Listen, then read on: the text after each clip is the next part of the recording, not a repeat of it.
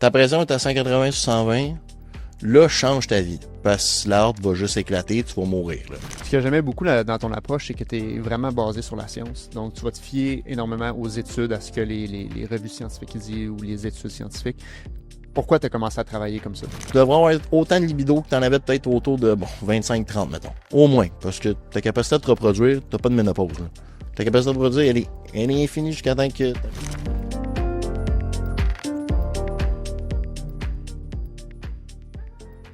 Salut tout le monde, j'espère que vous allez bien. Re-bienvenue au podcast Les Réfléchis. On est rendu déjà à l'épisode 28.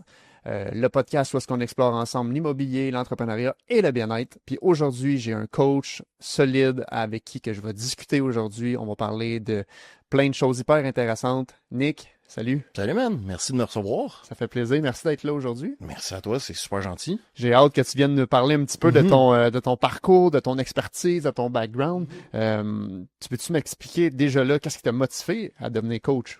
Ben moi, c'est très très simple. Quand j'étais jeune, j'avais un grand surplus de poids, puis tu sais, j'étais quand même mal à l'aise dans ma peau, j'étais dans un mal-être, puis je cherchais une solution. Beaucoup de gens m'avaient parlé de l'entraînement, puis rapidement, on m'avait référé à un coach. J'ai pris un coach, puis rapidement, j'ai découvert une nouvelle passion. J'ai adoré l'entraînement, j'ai adoré mieux me sentir, mieux manger, puis c'est vraiment wow, le fait d'avoir un coach, Le ça feeling, peut autant, ça ouais. peut autant aider une personne à regagner de la confiance, regagner de l'énergie, mieux comprendre c'est quoi la santé, aimer le plaisir de l'entraînement, parce que j'avais déjà essayé de m'entraîner par le passé quand j'étais plus jeune, tout seul, j'avais décroché.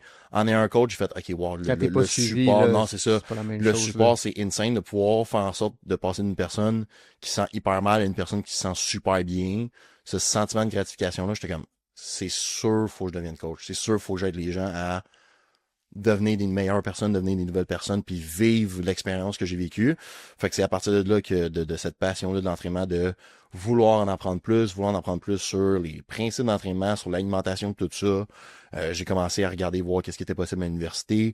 Rapidement, le profil de kinésiologie, tu t'as fait bac en éduc, ouais. fait que kinésiologue, moi j'étais comme, hey, c'est exactement ça. Un petit peu plus poussé, mais tu sais, parce que kin, les gens, tu peux autant travailler à l'hôpital ou en prévention ou en ergonomie. Moi, j'étais comme, je m'en fous, je veux quand même aller dans le domaine de l'entraînement. Mais mes parents étaient comme, ouais, mais tu vas aller à l'université. J'étais comme, ah, OK. Fait que ce qui était le plus plausible, ben, c'était la kinésiologie. Puis en même temps, quand tes parents te disent, on te paye l'université, tu vas à l'université. Tu testes, tu vas à l'université, tu fais, d'accord, maman, on va aller à l'université. Fait que j'ai fait mon bac en kin, puis de là, après ça, tu sais, j'ai continué à faire des formations externes durant le bac, après le bac, je fais mon cours en naturo. Fait que c'est vraiment le fait de passer du petit gars en surpoids à wow, je me sens plus en shape, exactement. Je me sens mieux dans ma peau, je me sens mieux dans ma tête, j'ai plus d'énergie, j'ai plus de focus, j'ai plus de drive, de motivation. Hey, ça me permet de sortir d'une dépression dans un certain sens aussi, où que j'avais un mal-être interne de pourquoi j'existe en tant que tel, puis là, de trouver ma voie avec ça. J'avais pas le choix de partager ça avec les autres. Fait que c'est ce qui a fait en sorte que je suis devenu entraîneur / kinésiologue, peu importe comment tu veux l'appeler. Puis là, t'es un entraîneur qui travaille à son compte. Donc, exactement. Fait que je suis entraîneur, entrepreneur maintenant en soi. Fait que ça vient avec des défis différents. Ce qui est super le fun.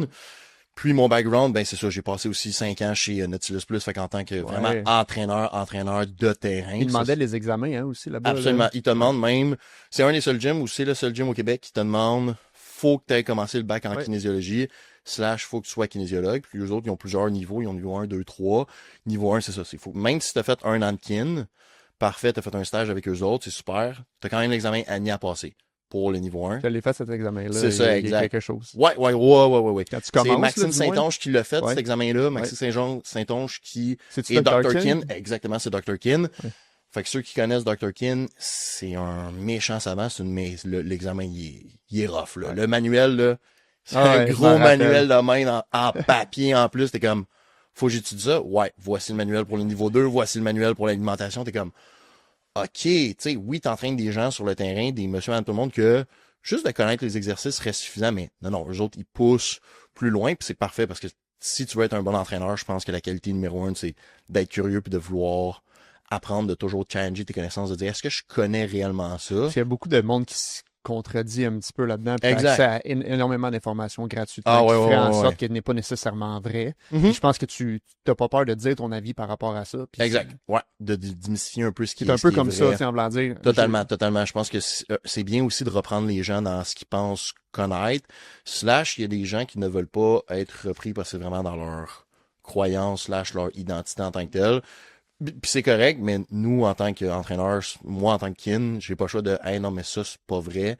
Et voici pourquoi c'est pas vrai » en mode littérature scientifique. Puis quand ils sortent des nouvelles études sur des concepts que moi, je pensais qu'ils étaient vrais, puis que c'est erroné, ben, je corrige. Tu sais, j'ai la capacité de faire comme « Ben non, j'avais tort dans ce temps-là.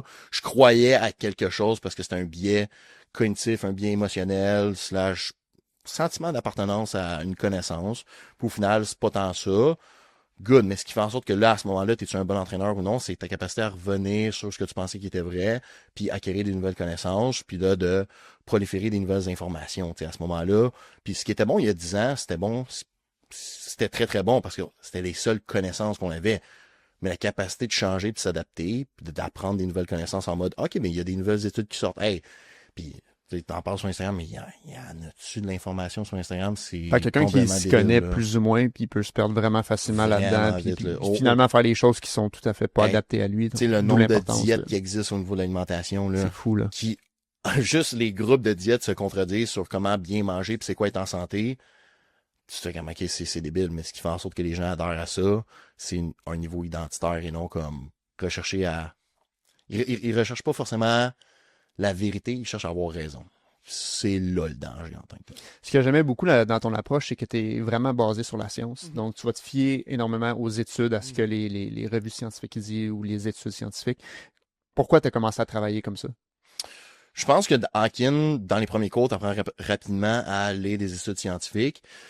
Je pense que moi, j'ai toujours été à la recherche de la vérité plutôt que d'avoir raison. Je suis quelqu'un qui est extrêmement curieux, c'est ça, tu sais. À l'université, j'arrivais une demi-heure avant mes cours, parce que le transport en commun, c'était comme ça, mais 2, parce que ça me permettait d'avoir une demi-heure tranquille pour lire. Des livres, j'en ai lu, des articles scientifiques, j'en ai lu, des questions, j'en ai posé, toujours à la recherche de c'est quoi la vérité. Puis, tu sais, en kin, on apprenait que les micro-déchirures, c'était ça le stimulant d'hypertrophie. Finalement, on se rend compte que c'est pas ça. En kin, on apprenait ça a changé beaucoup, hein? Ouais, ça a changé beaucoup au niveau de la science. Malheureusement, les universités, c'est bon, ça c'est propre pour tous les curriculums en tant que tel, mais c'est extrêmement long de changer un curriculum. Tu sais, des fois, ça prend des revues pas des revues, mais ils vont le review aux 10 ans. Fait que pendant 10 ans, tu peux apprendre la mauvaise affaire. On avait un cours de nutrition à l'université, puis on apprenait que le Coke Diet, ça faisait spiker l'insuline. Aujourd'hui, on le sait que c'est pas vrai. Puis à ce moment-là, dans mon cours, on le savait aussi que c'était pas vrai.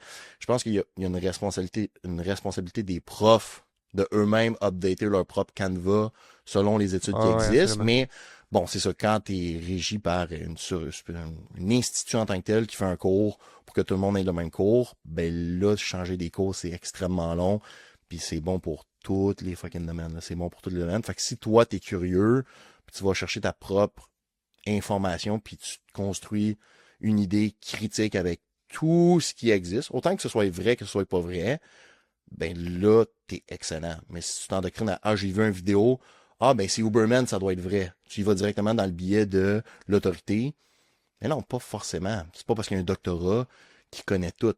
Les docteurs, c'est des médecins généralisés, ils ne connaissent pas tout. Ils sont extrêmement bons, mais ils ne connaissent pas tous. C'est pas parce que c'est un docteur qui connaît ça.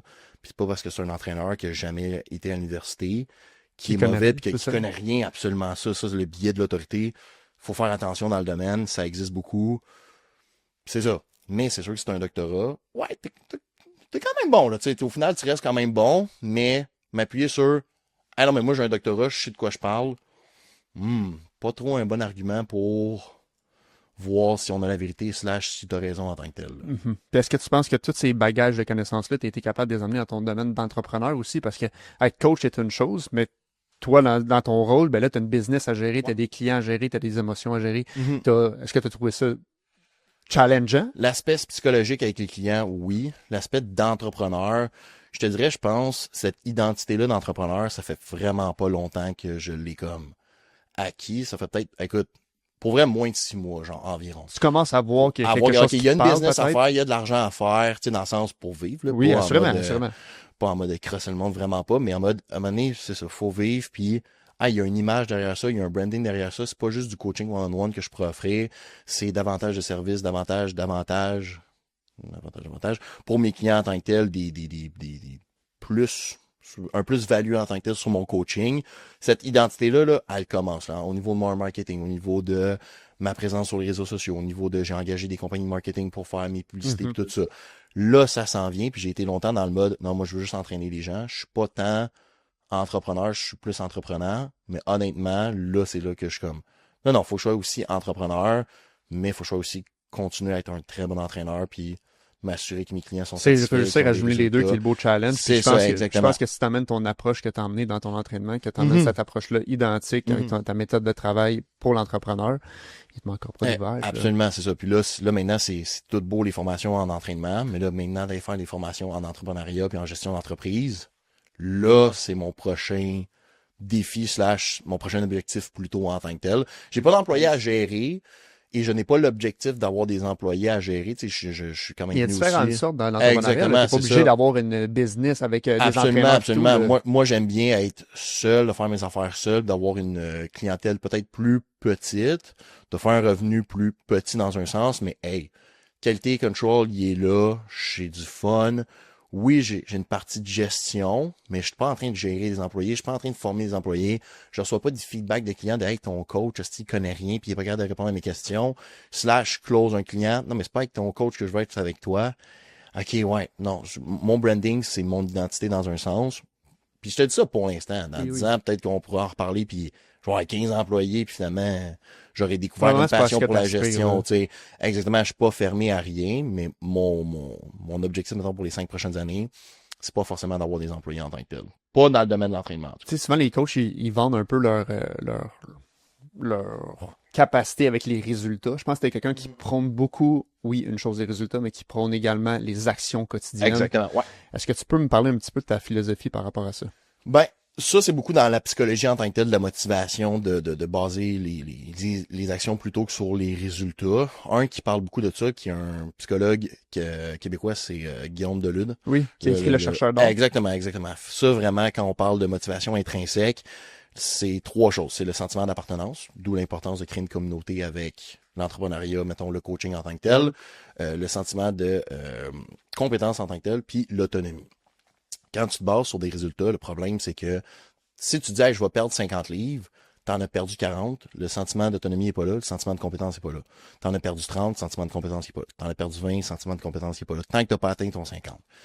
Les chances que la motivation intrinsèque diminue de plus en plus sont extrêmement élevées, / l'anxiété va monter, les sentiments plus négatifs en tant que tels vont monter aussi. Mais si on fait, OK, good, on a 50 livres à perdre, et c'est quoi les actions qu'on doit entreprendre pour ça? Ben là, en ce moment, je fais 2000 pas par jour. Parfait, on va monter ça à 3000 pas par jour. Je veux m'entraîner 3 fois semaine. T'es-tu capable de venir t'entraîner 3 fois semaine? Non, je pense plus 2. Parfait, on va commencer avec 2 fois semaine.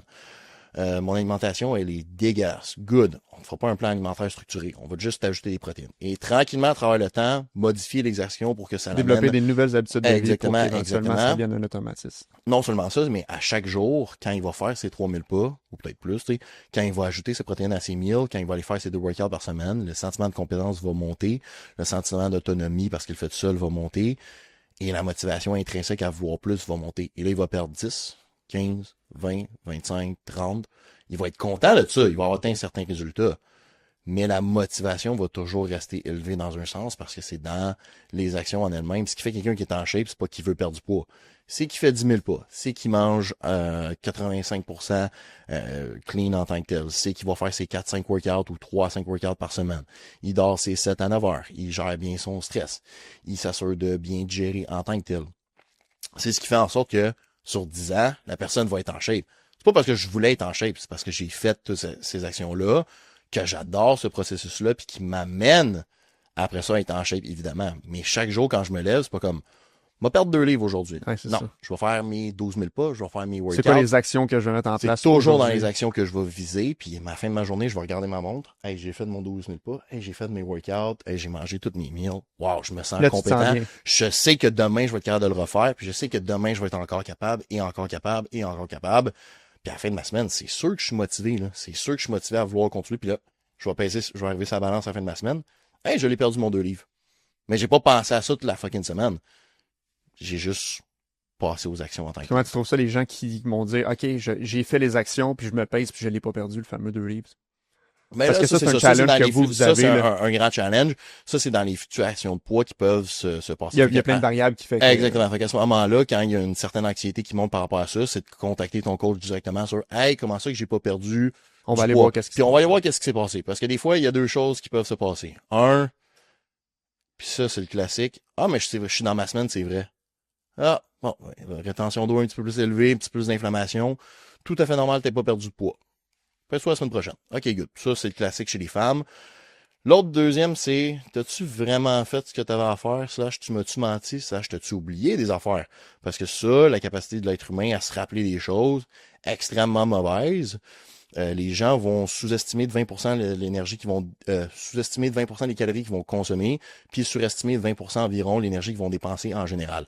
Puis pas parce que c'est des mauvais êtres humains, pas parce qu'ils veulent mentir, pas parce qu'ils, des fois, oui, ils veulent bien paraître via le biais de l'autorité en tant que tel. Ça, c'est une difficulté en tant que coach qu'il faut faire face. Mais c'est juste, ils savent pas c'est quoi 200 calories en tant que tel. Puis ils savent pas, tu sais, quand la montre t'a dit j'ai brûlé 1000 calories de workout de bras, là, t'as peut-être brûlé 200. Là. Fait que la pizza que tu vas te clencher après en mode j'ai brûlé 800, le biais il est là de ma montre me dit ça. Non, c'est pas comme ça que ça marche la dépense énergétique. Là. C'est vraiment plus complexe que ça. Fait qu'il y a ces variables-là comme t'as-tu pris un verre d'eau avant de te peser? Ouais. Tu peux être là. T'as-tu pissé? T'as-tu été à la selle? T'as-tu la même journée que d'habitude? C'est ça. T'as-tu dormi un petit peu moins? C'est vrai que j'ai dormi un petit peu moins, j'étais un petit peu plus stressé. OK. Le cortisol a monté, t'as augmenté la rétention d'eau. That's all. Quand tu poignes ta peau, tu trouves ça, c'est vrai qu'elle est pas dure, mais elle est un petit peu plus watery.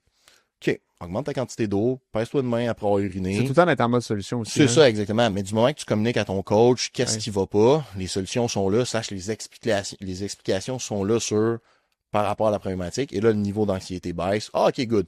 Mais continue. Tu te sens fier? Puis moi, quand mes clients me partagent leur bon coup, leurs résultats, la première chose que je vais dire, c'est, hey, je suis pas fier.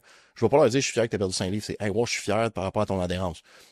Je vais féliciter pas les être axé actions. Sur le résultat. Jamais. Tu sais, of course. Oui, mais ça il fait faut des photos-transformations. Ça fait partie du processus. Hey, c'est fucking cool que tu as perdu 10 livres. Of course. Ça. Mais il n'y a pas juste ça. Avant de te féliciter de ça, je vais te féliciter sur ton adhérence alimentaire. Je vais te féliciter sur le fait que tu as augmenté tes pas. Je vais te féliciter sur les performances dans tes workouts qui ont monté. Je vais te féliciter sur ta gestion de stress. Je vais te féliciter sur le fait que tu as pris plus de temps pour toi. Je vais te féliciter sur le fait que ta relation avec ta blonde s'améliore. Je vais plein d'affaires de même qui vont avoir un impact extrêmement significatif sur les résultats à long terme et à court terme en tant que tel. Je veux dire, tu te pognes avec ta blonde, t'as mal dormi à cause de ça, mais ça se peut que t'aies pris 2 livres d'eau parce que t'étais plus stressé, t'as fait un petit peu plus de rétention d'eau, puis c'est-tu bien grave? Mais non, il va se flusher demain. Il va se flusher dans la même journée, même, voir. Fait que, tu sais, c'est pas dramatique. Puis, tu sais, ça m'amène à me poser cette question-là comme coach. Tu sais, vous faites souvent face à, ben, dans n'importe quel domaine, là, mais particulièrement dans le vote, j'ai l'impression, là, vous faites quand même face souvent à des mythes, puis des choses qui sont mal véhiculées par rapport à ça. Comment que toi, tu les déconstruis, ces choses-là, quand ça se présente? Parce que c'est sûr qu'il y a des clients qui arrivent qui disent hey, j'ai vu tel Moi, je mange pas de carbs parce que c'est pas bon pour moi. OK, good. Fait que là, on va essayer de déconstruire ce mythe-là. Il y a 2 choses qui peuvent se passer. C'est un mythe, c'est une croyance en tant que telle. Et il y a des clients qui c'est une identité. Défaire une identité chez un client, c'est extrêmement complexe et ça prend beaucoup de temps. Des fois, t'es mieux de nager avec le courant de la rivière que d'aller à contre-courant puis d'adapter un plan personnalisé parce que tous les plans sont personnalisés. Mais des fois, c'est OK. T'aimes pas les carbs parce que ça te fait sentir comme de la merde puis non, mais moi, j'y crois. On va travailler avec ça. Tranquillement, on va t'ajouter juste des fruits. Hey, t'es-tu dans de manger des fruits pour telle raison? Ouais, OK, good. Et là, tranquillement, travaille le plan, travaille les 6 prochains mois, je vais peut-être t'ajouter des carbs jusqu'à la limite de ce que t'es capable de tolérer. Ou, hey, j'ai entendu dire que telle affaire, c'est pas bon. OK, parfait. Là, on va déconstruire ce mythe-là ensemble, on va l'expliquer. C'est capable d'avoir une ouverture d'esprit comme coach, c'est capable de dire, OK, t'as vu ça, let's go, viens, on va checker, puis on va être capable. Ça pas le choix, dans n'importe quel domaine. Puis plus t'es bon, plus tu connais des affaires, plus tu peux déconstruire des mythes en soi. / la meilleure chose aussi que tu peux faire quand tu ne connais pas la réponse, c'est je la connais pas. Hey, je la connais pas. Je vais aller checker à soir sur PubMed, voir qu'est-ce qu'il y en a là-dessus. J'avais une cliente qui me parlait de basse pression artérielle puis tout. Dans mes connaissances, je le savais que c'était pas négatif en tant que tel. Je suis comme, écoute, pour vrai, je vais juste aller checker là-dessus. Puis, en lisant sur les pressions artérielles, ben, on se rendait compte qu'au final, une basse pression n'est pas un symptôme négatif d'une mauvaise santé. ça change pas grand-chose. Les hautes pressions, oui, là, sont reliés à des problèmes de santé. Des basses pressions, tu files-tu bien? Ouais, bon, correct. Il n'y a pas de problème avec ça. Ta pression est à 180 sur 120, là, change ta vie. Parce que l'art va juste éclater, tu vas mourir, là. Tu sais, comme là, c'est un signe. Là, c'est pas un affaire. Ouais. Ta pression est à 90 sur 65. Elle est basse, c'est vrai. Mais elle est peut-être reliée par le fait que t'es vraiment pas stressé, t'as un très bon cœur, / tes artères, man, sont dilatées en tabarnouche parce que t'as un système qui est pas inflammé, t'as super bien dormi, t'es une personne qui respire beaucoup par le nez, t'as pris des pré-workouts, mettons, sans stimulant en tant que tel, avec de l'oxynitrique, pas de l'oxynitrique, c'est au moins de la citrine malate, qui amène à augmenter l'oxynitrique, qui amène à la vasodilatation plus importante, qui amène à une diminution de la pression artérielle. Il y a plein de facteurs qui peuvent influencer ça en tant que tel, puis expliquer une basse pression. Mais elle n'est pas reliée à une mauvaise elle n'est pas reliée à une mauvaise santé, / des problématiques de santé. Je suis allé là-dessus, j'ai amené une réponse. Je dis, je pense que c'est ça, mais je vais aller vérifier, puis j'ai trouvé la réponse en tant que telle. Je peux regarder trouver la réponse. Hey, je vais demander à quelqu'un d'autre. Je vais aller demander à Matt Bouchard, je vais aller demander à Frank, je vais aller demander à peu importe le nombre de fois que des clients m'ont posé des questions. Je vais t'attendre de moi 2 minutes. On est ensemble, là. On est dans le bureau, on est dans le gym. T'en penses Appelle Frank. Hey, Big, qu'est-ce que t'en penses de ça? Hey, gars, au pire, j'y passe le téléphone. Moi, je le savais pas. On l'a mis sur speakerphone. Il m'a donné la réponse. Moi, j'ai plus de connaissances pour plus tard. Mon client s'assure de, Chris, mon coach, il le sait pas. Puis il a pas eu honte de me dire qu'il savait pas. C'est une éthique de travail qu'il faut, qu'il faut dans la vie en général utiliser, là. Non, c'est ça. Fait que, tu sais, de pas savoir les choses, c'est pas bien grave. De déconstruire des mythes, c'est juste de regarder avec le client qu'est-ce qu'il en pense, puis de lui-même le faire réfléchir, amener sa propre réponse. Puis quand c'est vraiment identitaire à un client, essaie pas de construire une identité. Tranquillement, tu peux ajouter des affaires pour que lui-même prenne conscience de « Hey, quand je mange des fruits, c'est vrai, je me sens un peu mieux. Hey, il m'a rajouté un peu de cœur. T'es-tu dans de l'essayer? » Non. Ben, bats-toi pas avec ton client, là. Non. Bats-toi pas avec ton client, là. C'est pas grave. Au pire, ça va être un petit peu plus long, lui faire atteindre des résultats de compulsion corporelle, mais il va pas sentir que tu l'as challengé dans son identité. Genre, en mode, quand tu challenges quelqu'un dans son identité, c'est un peu comme, t'es un peu con, puis c'est un peu comme ça que les gens vont sentir en soi. Ce que tu penses, c'est pas... C'est cave, ouais. T'es keto, crise de conne. Non, tu sais. Il y a des gens qui sont keto puis qui filent super bien puis il n'y a pas de problématique. Moi, tu m'enlèves des carbs, je pense que je me gonne. Tu sais, c'est ça qui va se passer. Mais je ne sais pas si à long terme, je peux pas m'adapter puis filer super bien, j'en ai aucune idée, tu sais. Mais quand c'est identitaire à quelqu'un, touche pas à ça. Quand c'est un mythe qui peut je pense ça se déconstruit, puis quand t'as pas la réponse, cherche-la. Si t'as pas la capacité à chercher une réponse, avec des bonnes sources, ça va déjà pas. Exactement, c'est ça, avec des bonnes sources. Ouais. Si t'as pas la capacité à chercher des choses, là il y a le problème, je pense. Puis j'ai goût qu'on parle de la fameuse récupération. Okay? Souvent, je reviens il y a quelques années dans le domaine de l'entraînement, c'était beaucoup le plus possible du volume, énormément. Puis là, j'ai l'impression que le fusil a changé d'épaule un peu, puis que oui, le volume est encore hyper important, mais ce qu'il faut vraiment prioriser, c'est la récupération. Absolument. Quel conseil que tu donnerais à quelqu'un pour qu'il puisse bien récupérer suite à des efforts physiques, l'entraînement? Ça, c'est sûr, c'est toujours de regarder le mode de vie. En fait, ce qu'on veut, c'est jamais matcher la récupération à l'entraînement, c'est de matcher l'entraînement à la capacité de récupérer d'une personne. Toujours. Fait que toujours un peu en bas de ce que tu es capable de vraiment tolérer, / récupérer, et non essayer de maximiser mon entraînement. Et avec le mode de vie, d'essayer de maximiser la récupération. Tu as une capacité de récupérer X à travers le temps. Elle s'améliore ou elle se détériorise selon ton mode de vie, selon les facteurs de stress, selon plusieurs affaires. Mais les choses, mettons, de base qui vont optimiser la récupération, c'est ta capacité à te reposer, ta capacité à prendre du temps pour toi, ta capacité à être calme, ta capacité à faire des choses qui te passionnent dans la vie, qui diminuent ton stress, ta capacité à, vraiment de te reposer pour mieux récupérer. Parce que les gens parlent beaucoup de récupération de le sommeil et l'alimentation. Absolument. Mais te reposer, là. Ça aussi, c'est important. Hyper important. C'est dur. T'aimes-tu ta vie? Non. Capacité de récupérer ou être à chier. Tu sais, genre, fondamentalement, genre, je suis en dépression, j'aime pas ma vie. J'aime pas ma job. Moi, je passe 45 heures là. Ça fait 45 heures de ma semaine que je suis tout le temps stressé puis je suis des émotions négatives. Ça se peut que tu récupères moins bien que quelqu'un qui est hyper heureux dans sa job en tant que tel, pour un même salaire, pour des mêmes conditions de vie, peu importe c'est quoi. Ça se peut très bien. Fait que maintenant, c'est de regarder comment je peux me reposer, comment je peux faire des choses qui me passionnent, comment je peux prendre du temps pour moi, comment je peux...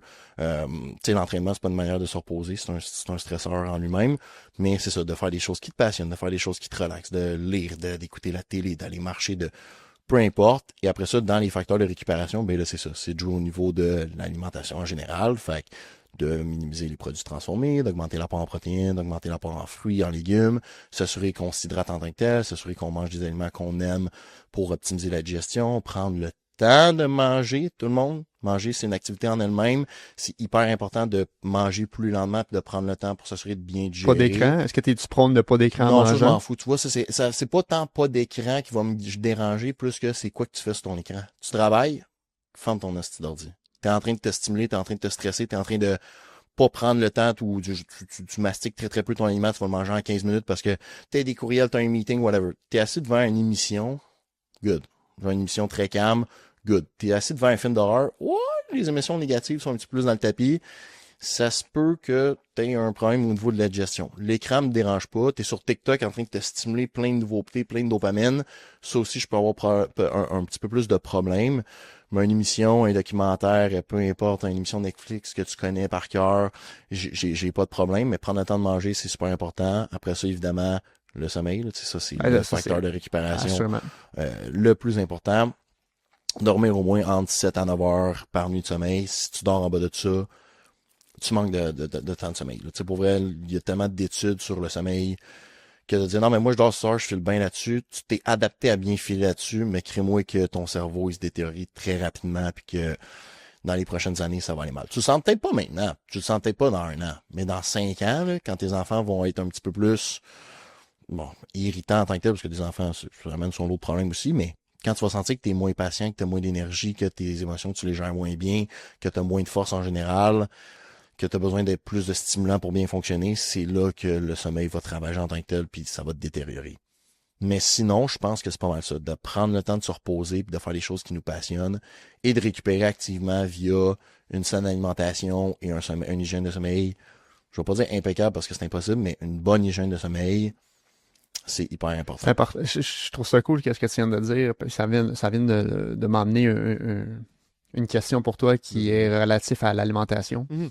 On a souvent la croyance de dire que l'alimentation, ça coûte cher. Ouais. Bien manger. Mm-hmm. Est-ce que tu es d'avis que ça coûte cher bien manger autant que ne pas bien manger? Je suis pas d'avis. C'est sûr que si tu cherches absolument des aliments, mettons, qui sont bio, très précis, bio, non, mais des aliments très bio, qui au final, il n'y a aucune étude pour backer que les aliments bio sont meilleurs que t'achètes des fruits pas bio que t'es laves, là, avec des pesticides, tout ça. Ça aussi, j'avais vu une fille sur TikTok ou sur Instagram, ou les deux même, qui faisait un Costco haul, puis elle fait comme la pire chose que tu peux acheter chez Costco, c'est des fruits. Oh, ok, wow, le message, de créer le fear-mongering aux gens qui connaissent pas grand-chose chez des fruits, puis là, les gens arrêtent de manger des fruits. Oh, tabarnak! Non. Les pogos, les desserts, je peux comprendre, il n'y a pas de problème. Mais si tu crées du fear-mongering chez les fruits, c'est là que le monde ne savent plus quoi manger puis tout ça.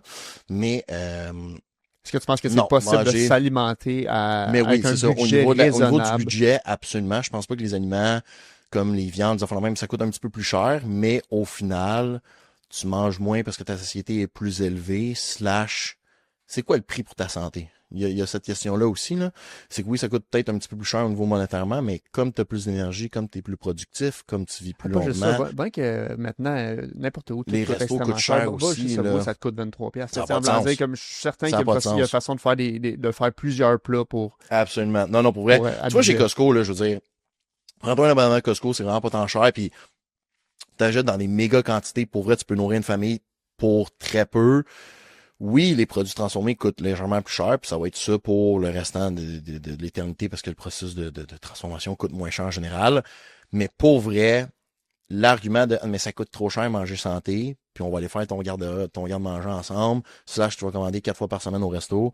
Non, là, ça n'a pas de sens. Le manger au resto, c'est 1000 fois plus cher. Tu sais, manger chez Saint-Hubert pour 3-4 personnes, ça peut coûter au-dessus de 120$. Puis c'est correct de faire des sorties au resto, je veux dire, faut vivre aussi à un moment donné. Faut vivre aussi à un moment donné. Mais la logistique de la chose, non, manger santé, il y a pas de preuve que manger santé, ça coûte plus cher. T'as plein d'alternatives. Tu peux pas manger des fruits frais, mange des fruits congelés. C'est moins cher.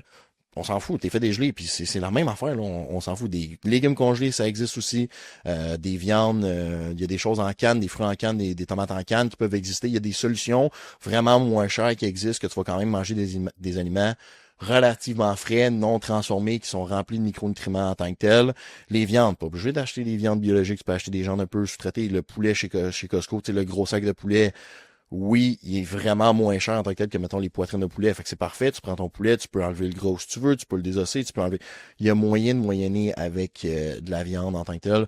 Pas obligé d'acheter de la viande de cheval non plus, là. Puis même la viande de cheval est moins chère que du bœuf en vrai. Fait que je dis ça, mais le cheval il est moins cher que le bœuf. Fait que tu pourrais acheter du cheval sans problème, là. Mais non. Il y a moyen de bien manger avec un budget plus serré en soi, mais ça se peut que des fois ce soit des fruits congelés, des légumes congelés, des viandes peut-être un peu moins biologiques. Puis honnêtement, c'est vraiment pas grave, là.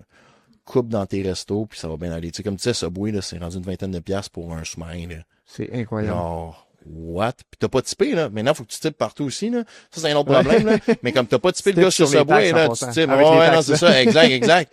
Là, tu rajoutes le titre, ton sandwich coûte 24 piastres. OK, ben, c'était peut-être 2 lunchs à la maison. Pour vrai, assurément.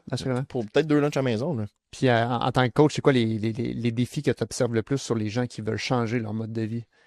Est-ce que ça revient encore à la fameuse identité, puis à tout le temps la façon de comme j'ai toujours marché comme ça, donc je vais rester comme ça? Les croyances identitaires, c'est la chose que j'essaie de changer. Fort, là. Ouais, absolument.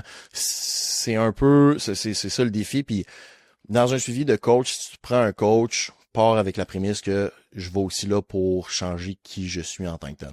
Pas juste changer mon mode de vie, mais l'identité en tant que telle que tu as va avoir un reflet énorme sur les choix alimentaires, les choix d'activités. Si tu dis, moi, je suis pas une personne qui s'entraîne, j'aimerais ça m'entraîner 3 fois semaine, il n'y a pas de problème. Là, tu dis plus jamais ça, t'es une personne qui s'entraîne. Puis il y a des gens, des fois dans mon bureau, ça fait des années qu'ils s'entraînent, puis, non, mais je suis pas tant un athlète. Hey, tu t'entraînes 4 fois semaine, tu bouges 10 000 pas par jour. Là, je suis pas quelqu'un d'actif. Oui, t'es quelqu'un d'actif. Puis même si c'est pas vrai, crois-le, t'es quelqu'un d'actif. Stationne ton char plus loin parce que t'es quelqu'un d'actif. Va t'entraîner parce que t'es quelqu'un d'actif. D'accord. Le fameux, je suis un gros mangeur dans la famille. Ça aussi, l'identité d'être gros mangeur. Il y a des chances que, oui, tu vas manger sainement tout seul, mais parce que, mettons, dans ton groupe d'amis, ou dans ton groupe, ou dans ta famille, t'as l'identité d'un gros mangeur. À ce moment-là, tu vas faire des cheats, en guillemets, là, des gros cheats abusés de gros mangeurs. C'est quand même à dire la génétique, les gens, ils doivent dire, il doit avoir un impact forcément dans la génétique, ça je suis tout à fait d'accord, mais sur la capacité à prendre du gras, mettons? À prendre du gras, à prendre du poids, à perdre du poids. Donc, l'identité est comme, mais tu sais, dans ma famille, tout le monde est comme ça. Donc, ouais, exactement. Mettons ça. Ouais, donc tu as la génétique puis l'épigénétique. Ce qui est le fun, c'est que la génétique, il y a certaines enzymes qui peuvent reverse certains facteurs génétiques en tant que tels. Fait que l'épigénétique, qui est la réponse par rapport au mode de vie, Charles Poliquin disait que la génétique, c'est ton gun, puis ton mode de vie, c'est le trigger au niveau du gun. En modifiant tes habitudes, tu peux modifier certains gènes, / tu peux modifier les organites au niveau des cellules en tant que telles, par le fait de faire plus ou moins d'activité physique, par le fait de manger avec plus ou moins d'antioxydants, par le fait de manger des bons gras ou des moins bons gras. Tu peux changer en elle-même l'organite ou la qualité de la cellule en soi, le renouvellement des cellules. Il y a plein de choses que tu peux modifier avec ton mode de vie par rapport à ta génétique. C'est sûr que si, dans ta croyance, c'est déjà un facteur limitatif, ça ou je suis trop vieux, là, l'affaire de je suis trop vieux, non, ça existe pas non plus. Puis il y a des études chez des personnes de 70 ans et plus qui ont commencé l'entraînement à résistance, puis qui ont regardé leur masse maigre, puis ceux qui avaient une augmentation de la masse maigre malgré ces gens-là, même si on a la croyance que parce qu'ils sont plus vieux puis les niveaux d'hormones androgènes diminuent, ils n'ont pas la capacité à bâtir du muscle. C'est pas vrai. Est-ce que si la personne a 70 ans puis elle s'est entraînée depuis les 30 dernières années, elle va continuer à bâtir la masse musculaire? OK, peut-être forcément, peut-être pas tant que ça, mais est-ce qu'elle est capable de maintenir, / est-ce qu'elle va maintenir une belle qualité de système nerveux au niveau de sa force? Absolument. Puis les gains en force sont infinis à travers le temps dans un sens. Sûr qu'à travers le vieillissement, le système nerveux perd dans son efficacité par rapport au mode de vie, mais les gains en force sont infinis. Fait que de maintenir de la force, ça se fait super bien, et parce qu'il y a un signal de tension élevé dans le muscle, maintenir la masse musculaire à travers le vieillissement, ça se fait super bien aussi. Maintenant, l'identité, c'est ça. Faut que vous changiez votre identité, puis ils l'ont fait chez des fumeurs aussi de... Exact, ça s'applique dans cette étude-là en tant que tel. Tout, là, ouais, exact. Que tu changer une habitude par rapport à quelque chose. Absolument. Il a fait une étude chez des fumeurs. Un groupe s'identifiait comme des anciens fumeurs, puis un groupe s'identifiait comme maintenant des non-fumeurs à l'arrêt de fumer. Puis ce qu'ils se rendaient compte, c'est que les gens qui se considéraient comme non-fumeurs, significativement moins de chances de recommencer à fumer que les gens qui, je suis un ancien fumeur. C'est vrai, tu sais, je suis un ancien fumeur, je pourrais en fumer une. Tu sais, non, je suis non-fumeur. Puis, que ce soit consciemment ou inconsciemment, le pouvoir de l'inconscient, c'est extrêmement fort, mais l'être humain aime être aligné dans ses actions avec qui il croit qu'il est en tant que tel. Pas forcément qui il est, qui il croit qu'il est. Si tu crois que tu es un athlète, il y a beaucoup plus de chances que tu vas prendre des actions pour être aligné avec cette personne-là. Si tu penses que tu es un fumeur, tu vas prendre des actions pour t'aligner avec un fumeur. Si tu penses que tu es non-fumeur, tu sais, les gens qui boivent pas, ben, dans mon identité, je bois pas. Ils vont pas chercher d'occasion à boire, s'ils en ont, ils ne boiront pas. Fait que ça se fait. C'est-tu des talks que t'as, excuse-moi l'anglicisme, là, mais c'est-tu des conversations que tu as avec tes clients, ça? Dans l'identité? Ouais. Absolument. Ouais. Oh, Okay. ouais, totalement. C'est des choses que, dans mon suivi, c'est comme là, on va améliorer aussi ta vie puis ton mindset. Il y a 6 choses qui sont hyper importantes à travailler quand on veut modifier ou transformer un physique. Il y a évidemment l'activité physique, il y a l'alimentation, il y a le stress, il y a la digestion, il y a le sommeil et le dernier qui est le plus important, c'est le mindset / l'identité en tant que telle. Ton mindset, ton identité va impacter / décider exactement l'idée, tous les autres facteurs, tous les prises de décision conscientes et inconscientes par rapport au reste et va dicter / le mindset / la résilience aussi, va dicter as-tu des résultats ou non à long terme / y a-tu des chances que tu reviennes dans ton ancienne alimentation en soi. Fait que votre identité, c'est pas parce que ça fait 40 ans que vous vivez d'une certaine manière que vous pouvez pas changer qui vous êtes. C'est sûr que malheureusement, à travers le temps, plus on renforce un trait de caractère, une identité, plus il va le rester. Tu sais, des fois, je peux avoir des clients, ça m'est déjà arrivé, là, des clients de 65 ans, quand je travaillais chez Nautilus, j'essayais pas de changer leur identité. Mais je veux faire tel exercice, je veux faire tel exercice, j'ai fait bouger, eux autres sont contents, ça va améliorer leur santé de façon significative, ils vont gagner un peu en force. Puis on parle pas d'identité avec eux autres parce qu'il y en a qui sont en calice. À cet âge-là, je peux comprendre aussi, c'est pas problématique. Ça dépend c'est quoi le but, tu fais sur un stage. Tu veux perdre 100 livres, il va falloir changer d'identité. Le problème, c'est ta vie, tu sais.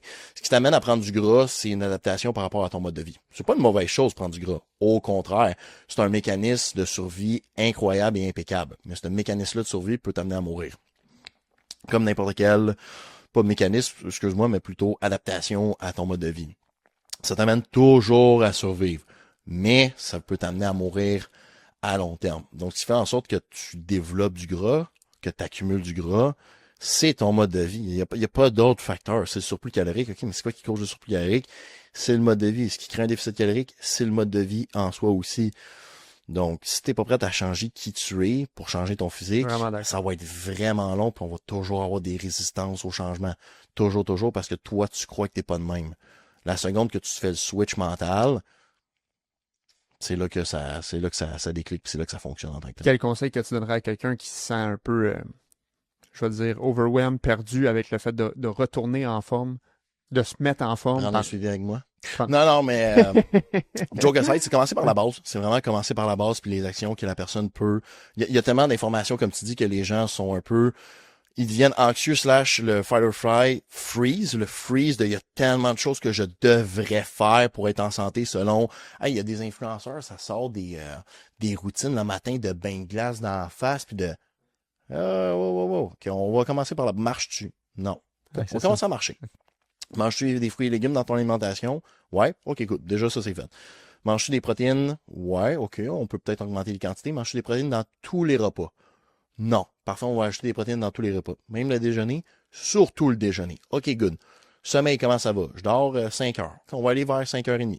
On va aller vers 6 heures. T'en poses des questions, le cible, t'es comme OK, tu vas aller chercher toutes les sphères. Exactement. Là, puis, une action à la fois. Parce que les gens, le changement, c'est une action à la fois. J'énumère ce qui est possible de faire, puis où est-ce que tu devrais commencer. Commence par ce qui est le plus facile. Si ajouter des poids, c'est plus facile pour toi, commence avec ça. Si ajouter des protéines dans ton mode de vie, c'est plus facile pour toi, commence avec ça. Si dormir un petit peu plus, c'est plus facile pour toi, commence avec ça. Est-ce que tu prends soin de ta santé mentale / santé émotionnelle? Est-ce que tu vois un psychologue? Est-ce que tu fais du journaling? Est-ce que tu prends le temps d'être assis en silence puis tu vis les émotions / tu te poses des questions, tu te remets en question? Non. OK, on va le faire. Ça, c'est la partie la plus complexe. Ça, c'est vraiment la partie la plus complexe. Les êtres humains n'aiment pas vivre des émotions négatives. / la société t'amène à croire que c'est une mauvaise chose de vivre. Puis, tu sais, je dis émotions négatives. Il n'y a pas d'émotions négatives. Il n'y a pas d'émotions positives. Il y a juste des émotions. Le biais social t'amène à croire ce qui est positif et négatif. Bref, on déconstruit ça. Donc, est-ce que tu prends le temps de vivre ça? Non. OK, ça, c'est la partie la plus complexe, mais c'est la partie la plus essentielle à faire. Ensuite, ouais, est-ce que tu prends du temps pour relaxer? Non, ça pourrait être déjà commencer, tu sais, genre / gérer le stress. Ça pourrait être déjà des choses à commencer. Fait que c'est vraiment d'y aller avec la base. marcher un petit peu plus, bouger un petit peu plus, manger un petit peu mieux, tranquillement sûrement, tranquillement faire des changements. Tu prends goût, hein, c'est ça l'affaire. Puis tu y prends goût, puis tu sais, c'est un peu comme un bruit de fond. Sim avait parlé de ça, puis je trouvais vraiment ça intéressant. C'est comme un bruit de fond, un bruit de ventilateur. Tu ne sais pas qui est là, puis tu ne sais pas qui te gosse jusqu'à temps que tu fermes le ventilateur, puis tu fasses oh shit, j'avais un bourdonnement aussi fort dans l'inflammation, puis tout ça. Le mauvais mode de vie, c'est le bourdonnement. Du moment que tu l'arrêtes, tu fais hey, je file vraiment bien maintenant. Les gens, je dors 6 heures, mais je file bien. Ouais, mais attends de commencer à dormir 8 heures puis de manger bien pour de vrai. Oh, j'ai jamais eu autant d'énergie. Ouais, mais c'est quoi? C'est comme ça que les gens devraient se sentir normalement. OK, ouais, là, je le sentais le bourdonnement. Et là, tu y prends goût. Parce que les gens sont enfin plus en santé, plus d'énergie, plus de libido, plus de... Combien de personnes je rentre dans mon bureau puis t'as-tu de la libido? Non. Penses-tu que c'est normal? Ben, je pense, tu sais, à mon âge. Non. Non. Surtout si t'es un homme. Tant que t'as pas 70-80, tu devrais avoir autant de libido que t'en avais peut-être autour de 25-30, mettons. Au moins. Parce que ta capacité de te reproduire, t'as pas de ménopause. Là. Ta capacité de reproduire, elle est infinie jusqu'à temps que tu arrives à 70-75. Et donc, le libido devrait suivre aussi en soi. Un signe de stress chronique, déficience alimentaire, d'activité physique, name it. Manque de libido, c'en est un. T'as pas un manque de libido, puis c'est pas parce que t'as un manque de libido que t'as pas un manque de libido que t'es en santé non plus, là. Mais c'est des choses que des fois je peux observer chez mes clients de comme OK, good. Bon, ben, c'est un signe qu'on va commencer à faire. J'ai vraiment l'impression que tu adoptes un peu le principe de l'effet cumulé. Je sais pas si tu connais ce livre-là. Moi, c'est un livre que j'ai adoré et que j'ai lu à plusieurs fois, que je te recommande fortement. L'idée, c'est d'appliquer des petites actions à tous les jours sur une base. C'est très simple, là, mais sur une longue durée de temps qui va faire en sorte que tu sois progressé. Puis c'est un peu comme une locomotive. C'est long à partir, puis quand que ça part, ben là, ça l'arrête pas. Absolument, c'est l'effet domino. C'est absolument. Tu parles de simplicité, mais c'est ça aussi. C'est les choses les plus simples. Être en shape, c'est simple. Ce n'est pas facile, mais c'est simple. C'est dans les actions simples. Puis les gens cherchent des solutions miracles, / l'être humain a un biais de quand c'est difficile, quand c'est rough, quand je vis des émotions extrêmement négatives, c'est que ça doit valoir la peine. Sache, OK, il y a un gros résultat qui arrive. Pas nécessairement. Non, pas nécessairement. Pas nécessairement. C'est pas parce que ton workout te déchire en deux que c'était le meilleur workout du monde, que c'était une bonne idée, tu sais. Être en shape, c'est très simple, puis t'es pas obligé d'arracher le cœur, vraiment pas. Juste d'aller marcher, puis de manger un peu mieux, tu vas peut-être perdre 15-20 livres. Ouais, mais j'ai pas eu un gros effort, j'ai pas trouvé que c'était tough. C'est aussi ça le but dans un sens. C'est un peu ça le but. C'est de garder ça le plus simple. Keep it simple, stupid. Là. Vraiment, vraiment, vraiment. Fait que c'est pas parce que c'est simple que c'est négatif. Au contraire, c'est très, très positif. Maintenant, de temps en temps, des workouts qui t'arrachent, c'est sûr, of course, ça fait du bien, puis c'est le fun, puis c'est comme, hey, je me sens que je me dépasse. Oui, le sentiment de se dépasser, il est important aussi. Mais il y a une corrélation entre l'être humain aime souffrir et ça va m'amener des gros gains. On le voit aussi dans les peines d'amour. Si je vis autant de peine pour une personne, ça ne peut être qu'un amour de ma vie. Malheureusement, c'est pas comme ça que ça marche sur le système émotionnel, mais on a le biais il y a des choses négatives qui m'arrivent. Hey, c'est sûr que c'est soit l'amour de ma vie, soit que ça va amener des extrêmement gros résultats. Malheureusement, non. C'est vraiment intéressant ce que tu partages, Nick. Puis Hugues, il y avait une ou deux questions pour toi qui voulait Absolument. te demander. Nick Master? Oui. Petite question pour toi. On se cachera pas que quand, exemple, on baigne dans le milieu de l'entraînement, on a souvent des gens qui nous influencent que positivement que négativement. Là, on va y aller positivement. Est-ce que tu pourrais me parler des gens, peut-être dans ton entourage ou sur qui tu t'es basé, qui t'ont influencé positivement sur ton parcours d'entraînement?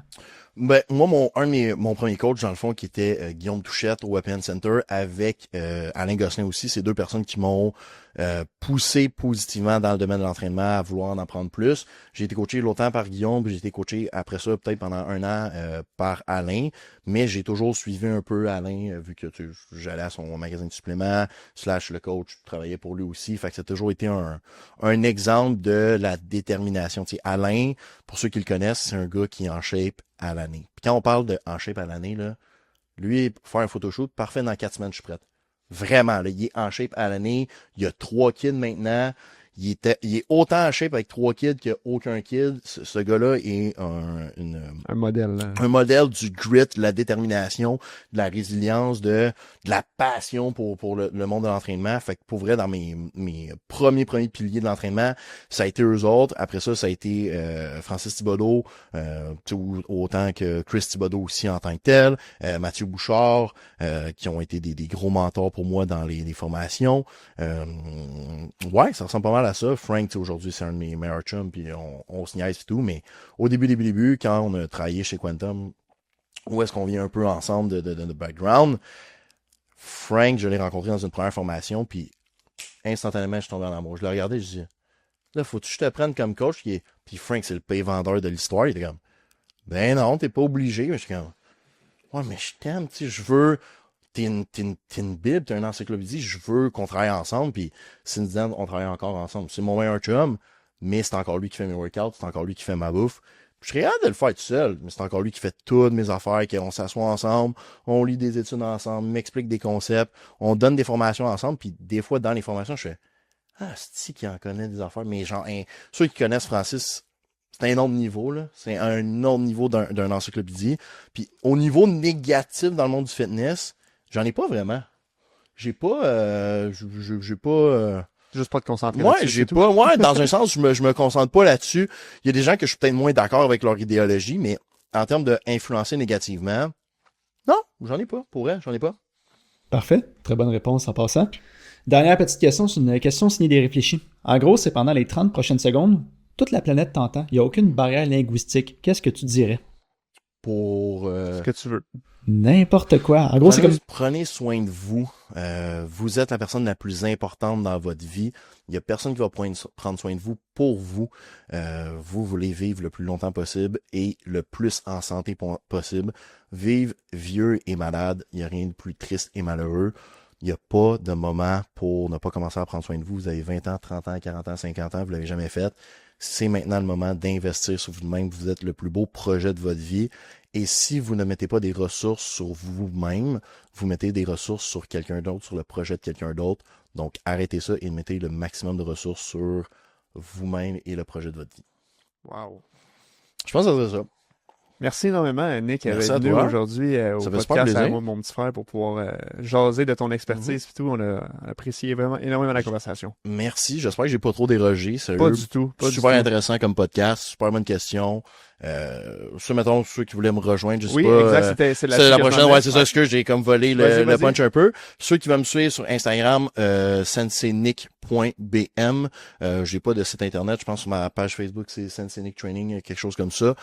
Donc, venez me poser des questions, venez partager avec moi. Moi, j'adore jaser avec les gens, j'adore discuter. Que ce soit des questions, si vous voulez me rejoindre, si vous voulez un suivi, peu importe c'est quoi, je m'en fous. Je réponds rapidement quand même à mes DM. J'aime échanger. J'aime me faire challenger dans les choses que je connais et connais pas. Fait que, sérieusement, venez me voir, moi, ça me fait super plaisir. Merci, Nick. Merci à toi.